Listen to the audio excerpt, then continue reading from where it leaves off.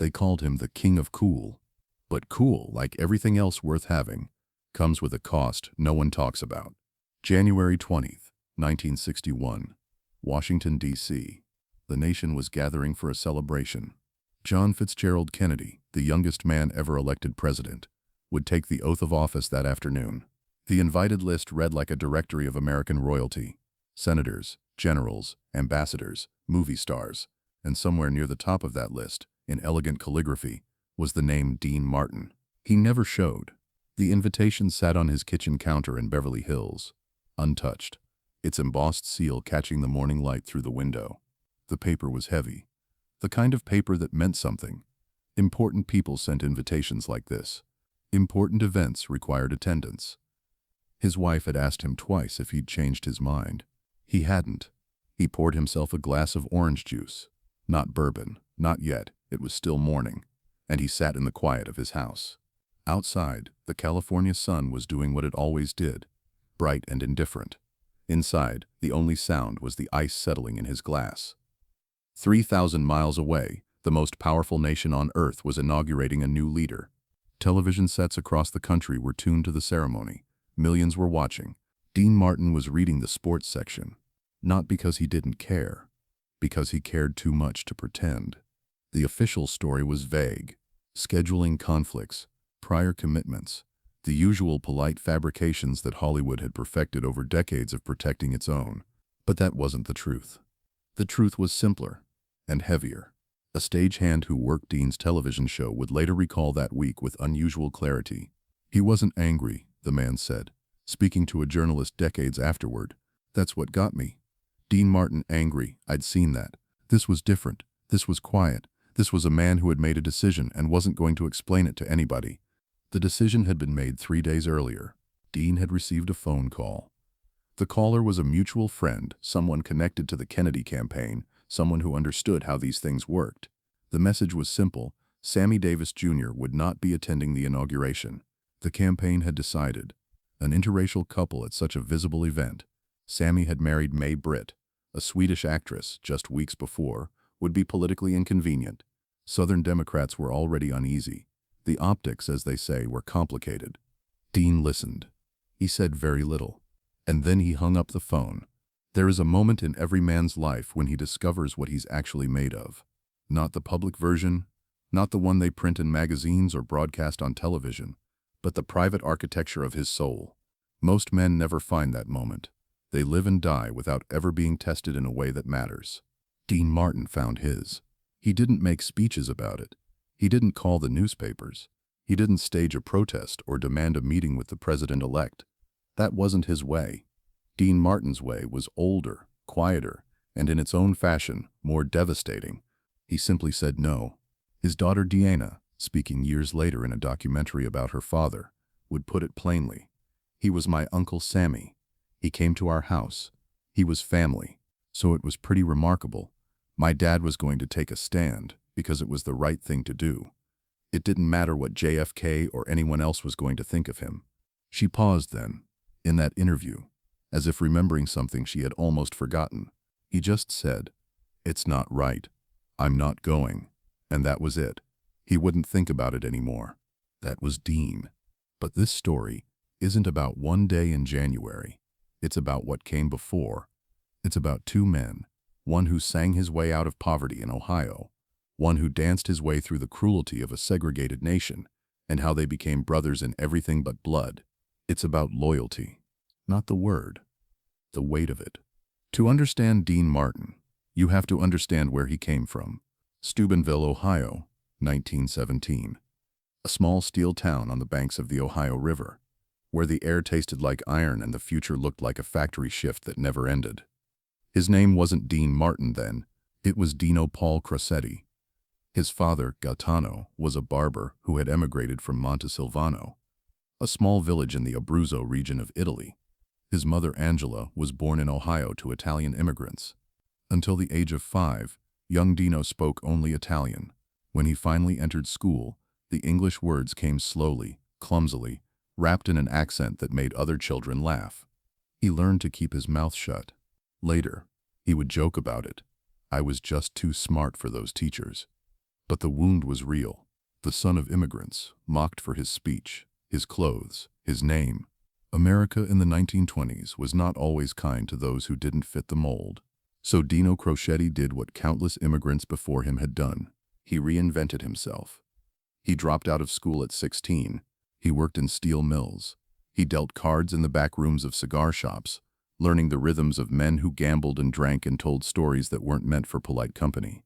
He fought as an amateur boxer, calling himself Kid Crochet, and when asked about his record, he would later say he'd won all but 11 of his 12 fights. The nose that would later be straightened by surgery, paid for, according to some accounts by Lou Costello, was broken in those rings, and somewhere in those years he discovered he could sing. Not in any trained way. He never took a lesson, but he had a voice, low, warm, effortlessly intimate, that made people stop what they were doing and listen. He sang in nightclubs, small joints where the smoke hung thick and the tips were thin. He changed his name to Dino Martini, then to Dean Martin, and slowly, painfully he climbed. By 1946, he had landed in Atlantic City, working the 500 Club, still unknown, still hungry. That's where he met a skinny kid from Brooklyn with too much energy and a rubber face that could twist into 1,000 expressions. Jerry Lewis was 19 years old and convinced he was going to be a star. Dean was 28 and not convinced of anything except that he needed the work. They became a team, and then they became an explosion. Martin and Lewis. The coolest cat in the room and the wildest maniac on the stage.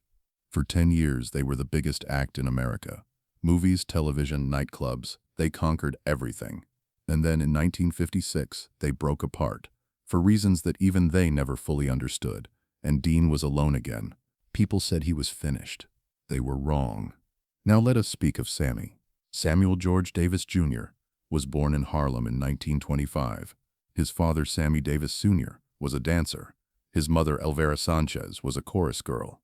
By the age of 3, little Sammy was already performing, not because he had stage parents who pushed him, but because he couldn't help himself. The music was in him, the movement was in him, the need to make people see him was in him. His father and his uncle, Will Maston, took him on the road. The Will Maston Trio, they called themselves, traveling across a country that had signs on water fountains and lunch counters and hotel doors that said things no child should have to read. Colored only, whites only, no dogs, no Negros. Sammy's father and uncle tried to shield him from it. They told him the shows were what mattered. The dancing, the singing, the way you could walk onto a stage and for a few minutes make people forget everything except the sound of your voice and the movement of your feet. They told him that talent was a kind of armor. They believed it because they had to. But you can't shield a child forever. When Sammy joined the army during World War II, the shield was ripped away. He was 18 years old, and suddenly he was surrounded by men who didn't see his talent. They only saw his skin. He was beaten. He was humiliated. He was forced to perform for soldiers who had just finished tormenting him. He came out of that war with something new inside him. Not bitterness, though he would have had every right. Something else. A determination to be so good, so undeniably brilliant, that they would have no choice but to see him. And he was.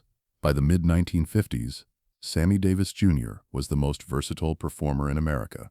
He could sing, he could dance, he could act, he could do impressions so accurate that people forgot who they were listening to. He could draw a gun and fire faster than any stuntman in Hollywood. He could play a dozen instruments. He was, in the words of those who saw him, not just a performer but a force of nature. And yet, Las Vegas, 1955. Sammy was headlining at the Frontier Casino. His name was on the marquee in letters 10 feet tall. The audience came from all over the country to see him. And when the show was over, when the applause had faded and the lights had dimmed, Sammy Davis Jr. walked out the back door and drove to a boarding house on the west side of town. Because black performers were not allowed to stay in the hotels where they performed. They could entertain. They could sing and dance and make the white audiences laugh and cheer, but they could not eat in the restaurants. They could not drink in the bars. They could not swim in the pools. Think about that for a moment. A man could fill a showroom. He could make 1,000 strangers leap to their feet in applause. He could do things with his voice and his body that no one else on earth could do, And then when the lights went down and the curtain closed, he had to leave through the service entrance. He had to pretend he didn't see the pool. Dorothy Dandridge, the actress, once dipped her foot in the pool at the Hotel Last Frontier. Just her foot, just for a moment. The hotel drained the entire pool. They scrubbed it, they refilled it, because her foot had touched the water. Sammy knew this world. He had grown up in it. He had learned to smile through it, to joke about it, to keep moving forward because stopping meant dying. Talk about handicap, he would say, when asked what it was like to be him. I'm a one-eyed Negro who's Jewish. He'd lost the eye in 1954 in a car accident on the highway from Las Vegas to Los Angeles. The bullet-shaped horn button of his Cadillac had impaled his left eye. For a while, he wore an eye patch. Humphrey Bogart eventually convinced him to stop. You don't want to be known as the kid with the eye patch, Bogart told him. So Sammy got a prosthetic eye, and he went back on stage, and he kept going. It was Frank Sinatra who brought them together. Frank had seen Sammy perform in 1941, when Sammy was still a teenager traveling with his father and uncle. He had been so impressed that he'd gone backstage to introduce himself. He'd invited Sammy to come see his own show. Sammy tried, but when he got to the venue, they wouldn't let him in, because of his skin. When Sinatra found out, he was furious. He ended his contract with that club. Years later, when the group that would be called the Rat Pack began to form, Sinatra, Martin, Davis, Peter Lawford, Joey Bishop, it was understood, without anyone having to say it, that Sammy was equal, not a token, not a mascot, a full member of the circle. But equality within the circle did not mean equality outside it. Dean Martin understood this. He understood it in a way that perhaps only another outsider could. Dino Crescetti, the Italian kid who couldn't speak English, the boxer with the broken nose, the crooner who'd had to change his name and his face to fit into a world that didn't want him. He never said much about it. That wasn't his way. But a lighting technician who worked the Sands Hotel during those years remembered something. When Sammy couldn't go somewhere, the man said, Dean wouldn't go either. No announcements, no drama. He'd just shake his head and say he'd rather stay in tonight. And that was that. A bartender at the Sands recalled a night in 1960, during the filming of Ocean's 11. The three of them, Frank, Dean, Sammy, had finished a show and were heading to dinner. The restaurant was one of the few on the strip that still enforced the old rules. Frank was ready to fight. Dean put a hand on Sammy's shoulder. Let's go somewhere else, Dean said. Quiet, simple. The matter settled. There was a look that passed between them in that moment. The bartender remembered it years later. Sammy looked at Dean, he said, and it was like, I don't know how to say it, like he'd just been given something he'd needed his whole life. Not protection, something more than that. Recognition. Like Dean was saying, without words, I see you, and I'm not going anywhere. The shows they did together at the Sands became legendary. The humor was fast, irreverent, occasionally cruel in the way that only friends can be cruel. They made jokes about drinking, about women, about each other's talents or lack thereof. Sammy was often the target of racial humor, jokes that would be unthinkable today, that were uncomfortable even then. But there was a line, and Dean knew where it was. A producer who worked on several of their Las Vegas shows remembered a night when a joke went too far. Someone in the crowd, a man with too much bourbon and not enough sense, shouted something at Sammy, something ugly, something that cut through the laughter and left a silence in its wake. Frank's eyes went hard. Joey Bishop froze. Dean stepped forward. He didn't raise his voice. He just looked at the man in the crowd, that easy Dean Martin smile still on his face, but something different in his eyes. That gentleman and I are going to have a conversation after the show, Dean said, in the parking lot, just the two of us. He said it like he was ordering a drink. The audience laughed, nervously. The man in the crowd did not laugh. He left, and the show went on. There is a moment in every long friendship when words become unnecessary. When you have known someone long enough, fought beside them, failed beside them, watched them stumble and helped them stand, you no longer need to explain yourself. The friendship becomes its own language. A glance, a nod, a hand on the shoulder that says everything. Dean and Sammy reached that moment. They were different men in almost every way. Dean was reserved, private, almost reclusive off stage. He went home early while the others partied until dawn. He played golf. He read comic books. He avoided the chaos that surrounded Frank like a permanent weather system. Sammy was the opposite. He couldn't stop. He was the last one at every party, the first one at every rehearsal, the man who never seemed to sleep because sleeping meant missing something. He was desperate to be loved, and he was honest enough to admit it. But in their differences, they found something. Dean saw in Sammy a man who had overcome things Dean could barely imagine.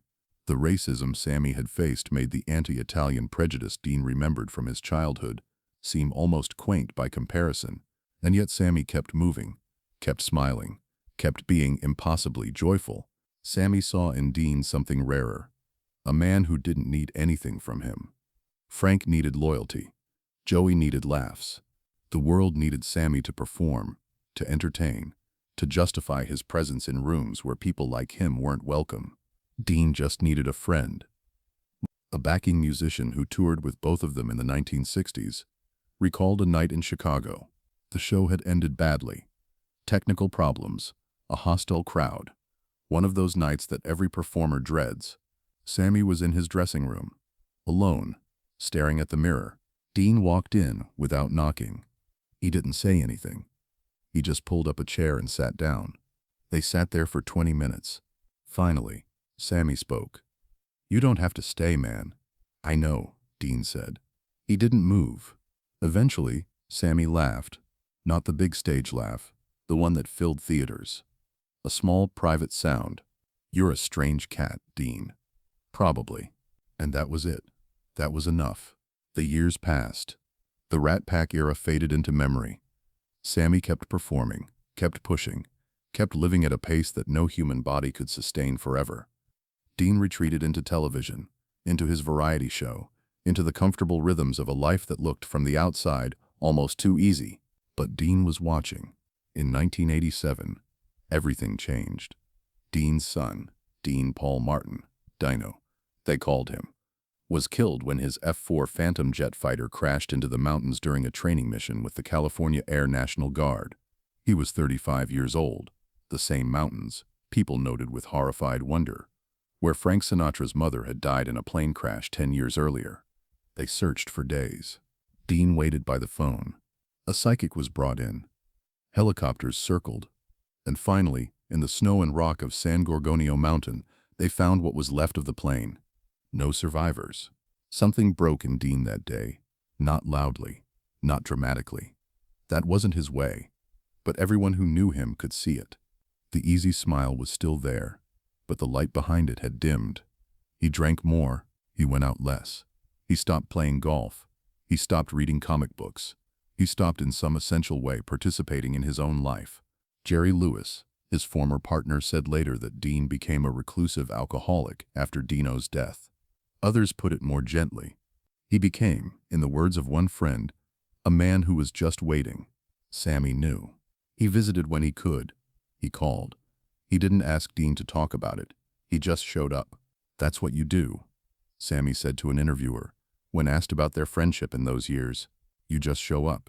You don't try to fix it. You can't fix it. You just let them know they're not alone." In 1988, they tried one last time. The Together Again tour. Frank, Dean, Sammy, just like the old days. The crowds came. The nostalgia was thick enough to taste, but Dean couldn't do it. His heart wasn't in it. His body wasn't in it. After a handful of shows, he walked away. There were reports of tension with Frank, of arguments backstage. Frank wanted Dean to push through. Dean couldn't. Sammy understood. He didn't blame Dean. He didn't try to convince him to stay. He just let him go. And then, in the summer of 1989, Sammy noticed something was wrong. A tickle in his throat. Food that didn't taste right. Small things. The kind of things you ignore when you've spent 60 years telling your body that rest is for other people. He went to the doctor. The news came back like a sentence. Throat cancer. Malignant. He had smoked 4 packs a day for most of his adult life. The cigarettes had finally presented their bill. The doctors said they could remove the tumor surgically, but he would lose his voice. A laryngectomy, they called it. They would cut out part of his throat, and he would live, but he would never sing again. His voice, Sammy Davis Jr., without his voice. The very idea was impossible. He chose radiation instead. He chose to fight on his own terms, even if it meant losing. In November of 1989, the entertainment industry gathered for a tribute to Sammy. The cameras captured what looked like a celebration, all those famous faces, all those standing ovations. But look closer at the footage, if you can find it, and you'll see something else. You'll see a man who knows he is dying, surrounded by friends who know it too. Dean was there. He was one of the last to speak. He didn't say much. That wasn't his way. But those who were in the room remembered the moment when he looked at Sammy, and something passed between them. Decades of laughter and pain, and love compressed into a single glance. He was saying goodbye. A woman who worked on the production recalled. You could see it. They both knew. And they didn't need to say it out loud. Sammy Davis Jr. died on May 16, 1990. He was 64 years old. He died in his home in Beverly Hills with his wife Altavis beside him, 5 days after their 20th wedding anniversary. In his final weeks, friends said, he had wasted away to almost nothing. The man who had once seemed to contain more energy than any 10 people combined, reduced to 60 pounds of bone and will. His body, which had carried him through 6 decades of performance, through tap shoes and microphones and spotlights on 1,000 stages, had finally surrendered. The funeral was held at Forest Lawn in Hollywood. A 300-car procession wound through the streets. The list of attendees read like a history of American entertainment. Stevie Wonder, Little Richard, Gregory Hines, Liza Minnelli, Milton Berle, Robert Wagner, Hugh Hefner. The names went on and on. Dean Martin was there. He moved slowly through the crowd. He looked older than his 72 years. He was listed as an honorary pallbearer, along with Frank Sinatra, Michael Jackson, and Bill Cosby. When asked for a comment, Dean kept it simple. As great an entertainer as Sammy was, he said, he was an even greater friend, not only to me but to everyone whose life he touched. That night, the Las Vegas Strip, the strip that had once refused to let Sammy sleep in its hotels, drink in its bars, swim in its pools, went dark for 10 minutes in his honor. The lights that had once excluded him now mourned him. Dean lived on for another 5.5 years. He became increasingly reclusive, spending his days in the house he'd lived in for decades, avoiding the public events that had once been his life. He played golf when he could. He ate at the same Italian restaurant every night. He seemed to those who knew him like a man who had made his peace with something. On Christmas Day, 1995, Dean Martin died of acute respiratory failure. He was 78 years old. His tombstone at Westwood Memorial Park in Los Angeles bears the words from his biggest hit, "Everybody loves somebody sometime." But that's not the whole story. It's never the whole story. The whole story is quieter than that. It's a young Italian kid in Ohio who couldn't speak English, learning to survive in a country that didn't quite want him. It's a black child on the road, dancing in segregated halls, protected by a father and uncle who knew they couldn't protect him forever. It's 2 men meeting in a world that told them, in different ways, that they weren't good enough, and choosing, despite everything, to believe otherwise. It's a phone call in January 1961, and a decision made without speeches or cameras or any expectation of credit. It's showing up, again and again, in dressing rooms and hospitals and the quiet moments between shows, when no one else is watching. Some people talk about justice. Dean Martin just lived it. He didn't need the world to see. He didn't need the applause. He just needed his friend to know, I see you, and I'm not going anywhere. There are many ways to change history. You can give speeches. You can lead marches. You can write laws and sign treaties, and stand in front of cameras announcing that things will be different now. But there's another way. You can refuse to attend an inauguration. You can say quietly, to a man in a restaurant, let's go somewhere else. You can put your hand on someone's shoulder and not let go. That was Dean Martin. Not the king of cool. Not the man with the drink in his hand and the easy smile and the voice like warm honey. Not the celebrity who graced 1,000 magazine covers. Something better. Something quieter. A brother. And some nights, if you stand in the right place in Las Vegas, not on the Strip, not where the tourists gather, but somewhere quieter, somewhere the old-timers remember, you can still feel it. Not the lights, not the noise, Not the endless machinery of entertainment that grinds on whether we're here to see it or not. The silence. The silence that two men shared, across all those years, in all those rooms, in all those moments when the audience couldn't see. The silence that said, "You are not alone." The silence that said, "I see you." The silence that said, "Brother."